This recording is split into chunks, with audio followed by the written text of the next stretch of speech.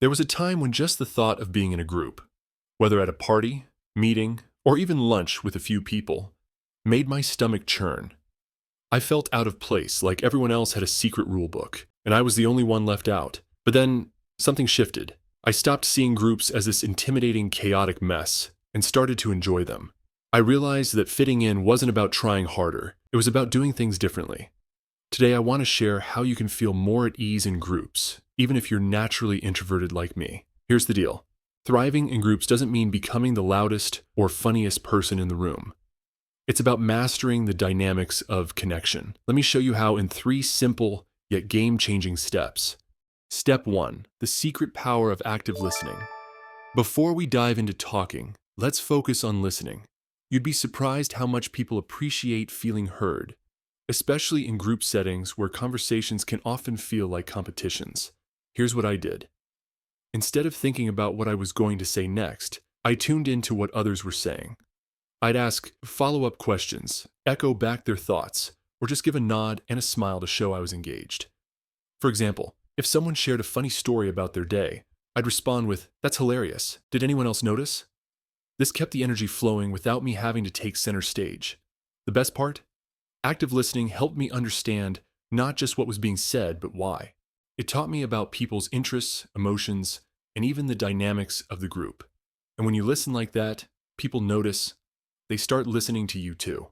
Step 2, embracing the flow. Here's a big myth about group conversations. You have to jump in and say something clever to fit in. The truth is, you don't.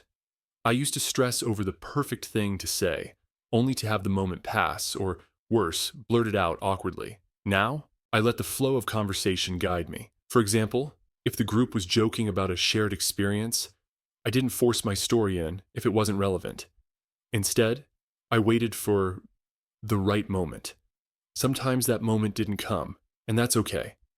Letting go of the pressure to be perfect made things so much easier. And when I did have something to say, I made it count. I spoke clearly, confidently, and with intention. The key is timing. Learn to feel the rhythm of the group, and you'll know when it's your time to shine. Step 3, redefining your role.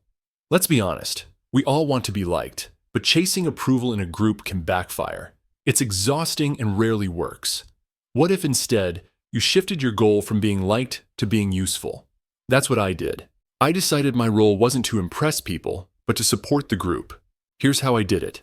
I made an effort to include quieter people in the conversation by asking them what they thought. I stayed positive, steering the group away from negativity when it popped up. I shared empathy and respect.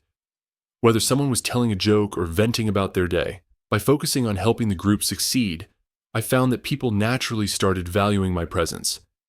Being a team player doesn't mean you have to do all the heavy lifting. It just means showing up with the right attitude.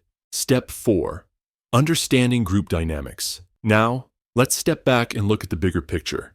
Groups are chaotic by nature. People interrupt, conversations shift rapidly, and not everyone's on the same page. Once I stopped expecting interactions to follow the same rules as one-on-one conversations, everything clicked. Groups aren't about deep, linear dialogue. They're about shared energy. Here's an analogy. Think of a group conversation like a jam session in music. Not everyone is playing the same melody, but together, it creates something exciting and dynamic. Your job isn't to play the loudest note. It's to add to the harmony. Understanding this took the pressure off me. Instead of trying to control the conversation, I leaned into its unpredictability. That mindset shift made groups feel less intimidating and a lot more fun. Step 5, shifting your mindset. Finally, let's talk about what really made everything fall into place for me. Changing my mindset. For the longest time, I thought fitting in was about being the funniest, smartest, or most interesting person in the room. But you know what? That's not what people care about. What people really want is to feel connected. When I stopped trying to be impressive and focused on being present, everything changed. I started asking myself, how can I make this interaction enjoyable for everyone? The answer wasn't complicated.